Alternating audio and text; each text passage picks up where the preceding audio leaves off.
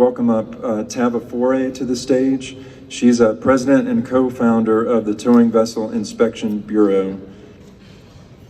Thank you.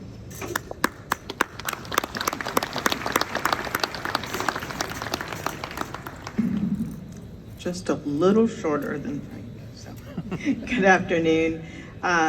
What an honor to follow that look back at IMX Achievement Award honorees, each of which are industry icons, and how fitting that I get to continue the conversation on Mike by honoring the next.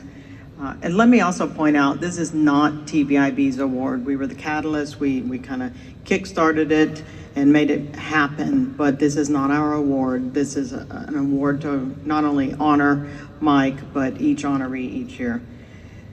As Frank mentioned, I'm Tava Foray, president and co-founder of TVIB, and I want to thank you for joining us. If you had the pleasure of knowing Mike Rushing, then you knew of his love for the mariner and for the industry. And if you knew him beyond a mere passing acquaintance, then you knew that he had a servant's heart.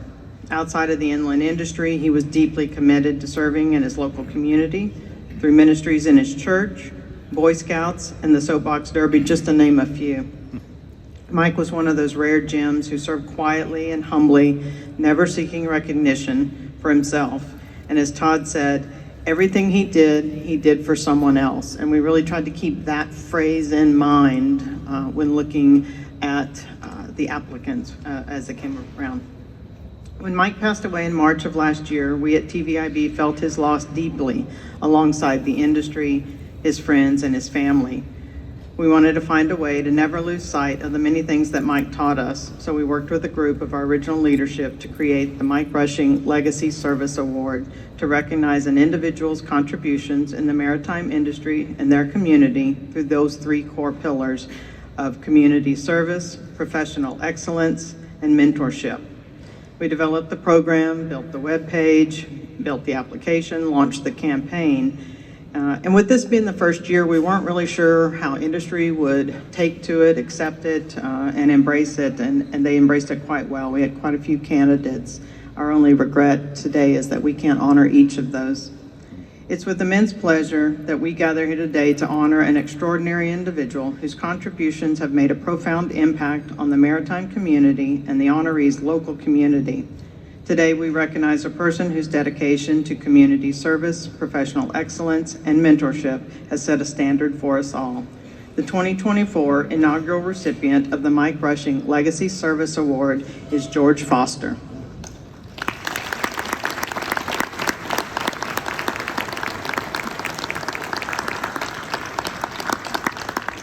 On behalf of the Rushing family, I'd like to welcome Todd Rushing to the stage to tell you a little bit more about this year's recipient.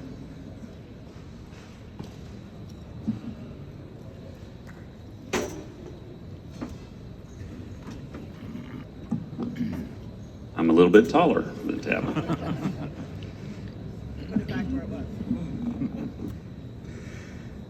Good afternoon.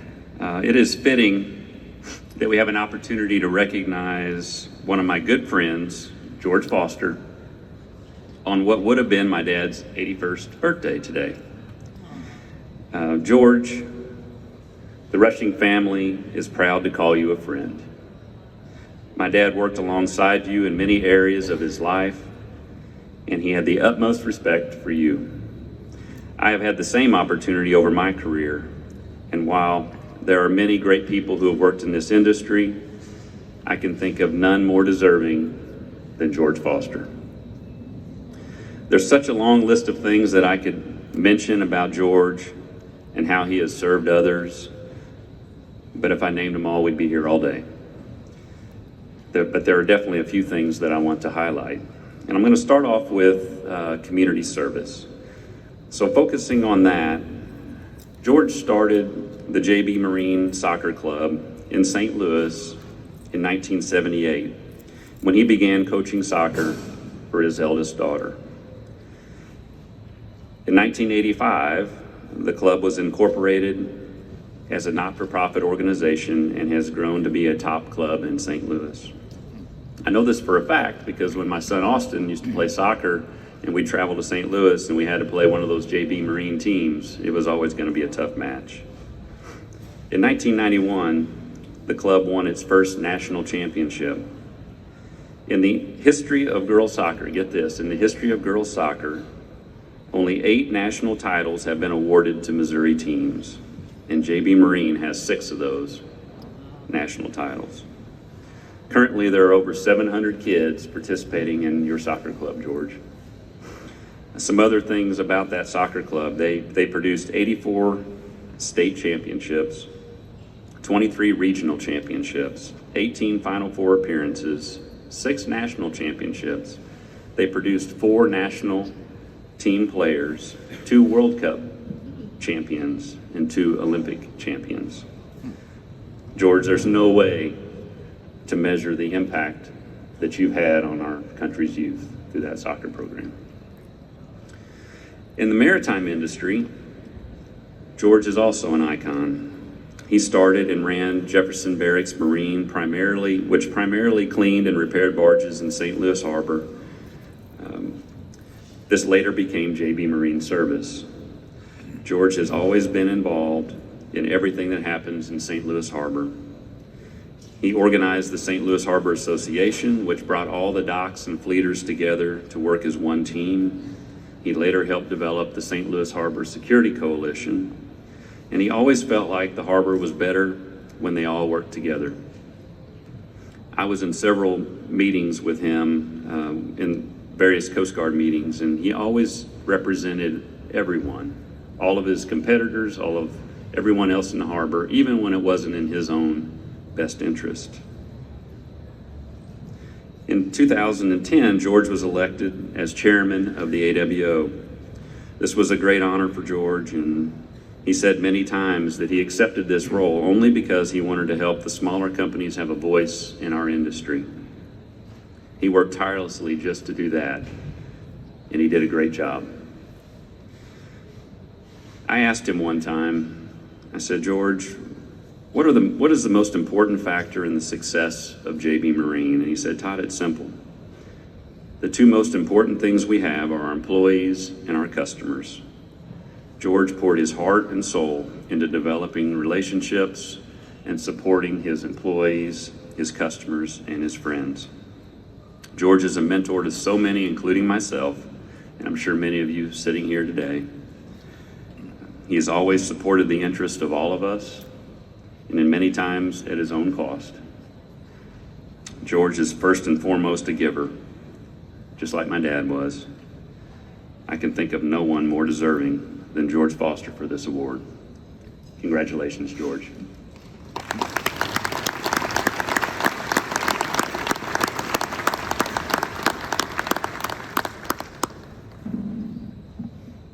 Thank you, Todd. I'd like to share just a few words from Molly Isnardi of Upper River Services, who was the individual that nominated George for this award. From the first time I started getting into the safety and compliance part of my job, both were mentors to me. They shared their knowledge and insight to so many issues I had no clue about. George and Mike were cut from the same cloth, and I valued their wisdom beyond words. As a bonus, they were such incredible role models personally and professionally. George, like Mike, always made me believe I could do the job and help make this industry better, just like they did. Molly, thank you for those words and insight, not only on George, but Mike as well.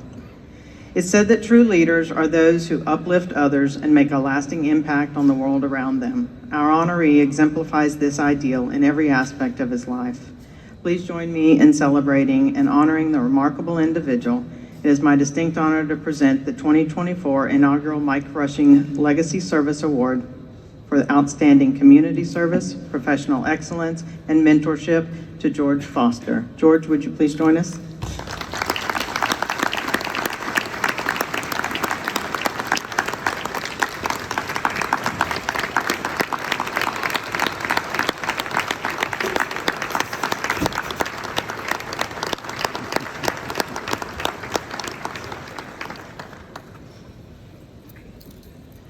George, your dedication and contributions have not only shaped the lives of so many, but have also strengthened the very fabric of our maritime community. We're deeply grateful for all that you've done and continue to do. Congratulations, and thank you for being an inspiration to us all. Thank you, Thank you very much. I appreciate this award. It's beyond my belief. When Lee Nelson called me and told me I was the recipient of it, I was took my breath away, quite frankly. Mike was one of my very good friends, and what he did for the industry, I tried to do as well. Worked hard. Someone asked me why I put all the time into the industry that I did, and I thought one of the things that we all have to recognize is when you work in an industry and it provides back for you and your families, you have to give something back, and that's what I tried to do.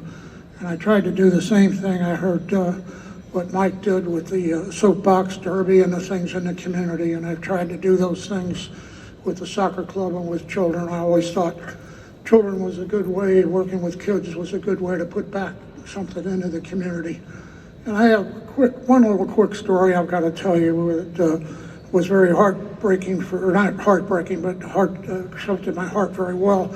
We had a young girl that played in the soccer program, and I won't say her name, I'll just call her Sally, but her father found out later was a habitual alcoholic, and her mother worked 2 jobs. She had 2 older sisters, and she wanted to play, and her mother came to me one day and said, George, she said, I can't get her to all the practices and the games. I've got kids to take care of and 2 jobs. And I said, if she wants to play, she's going to play. Linda and I one of us will pick her up. We'll take her to practice. We'll take her to the games. And she stayed weekends with us. And of course, my wife, the benevolent soul that she is, brought food for the kids and clothes and so forth. But her sisters and her. But she went on. She graduated. She played at the collegiate level for a couple of years in a program, and then hadn't heard from her in a while. I guess it was 4 or 5 years after she graduated from high school. I was home one evening with Linda, and I get a phone call, and she says, Mr. Foster, and I said, yes, and she said, this is Sally. And I said, Sally, how are you? So, I'm doing fine, Mr. Foster. I've got a great job now. And she said, I got married about a year ago, and we're having our first child. And she said, wouldn't have been for you and Mrs. Foster, I don't know what my life would have been. My 2 sisters went through drug rehab, and I didn't, and it was because of you and Mrs. Foster, and we're naming our first baby. Her middle name is going to be Foster.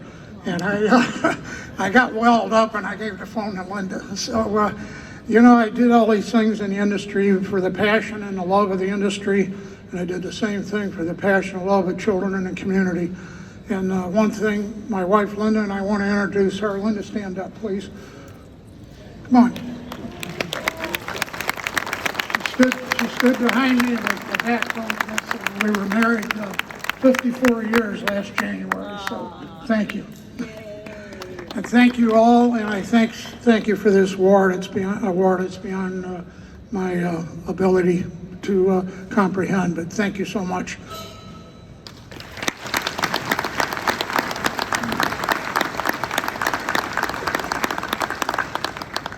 Well, we appreciate your indulgence. We're almost there. The last thing we'd like to do is invite Reverend David Shirk with Siemens Church Institute, and also Miss Linda Foster up here on stage with us, please.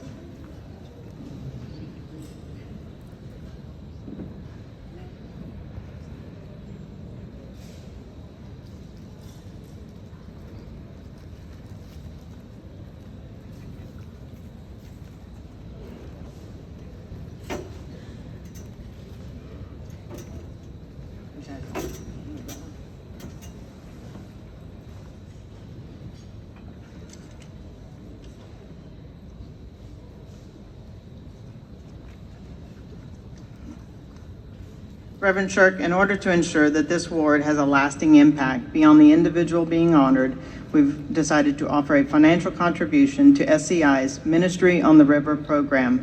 This is a ministry that was very near and dear to Mike's heart.